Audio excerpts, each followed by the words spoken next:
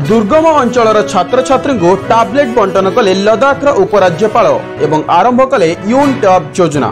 आज्ञा हाँ, लद्दाखर उपराज्यपाल छात्र छात्री लॉन्च कर यून टैब योजना एवं सेमानक मध्य 12,300 टैबलेट बंटन कर योजना को भर्चुआल लॉन्च कर उपराज्यपाल, जद्वारा 12,000 रु अधिक छात्र छात्री माने उपकृत हेबे।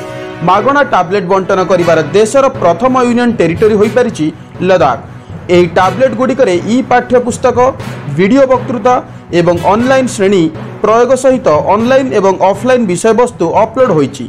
आसंता 2 मास मध्य राज्यर 6ठ रु 12 श्रेणीर छात्र छात्री को एही टैबलेट बंटन कराजिवो।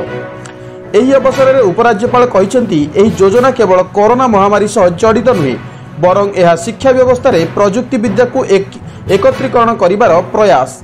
विशेषकर कोरोना महामारी समय छात्र छात्री मानक शिक्षा उपरे ध्यान दिया जाई एही स्कीम आरंभ करा जायछि।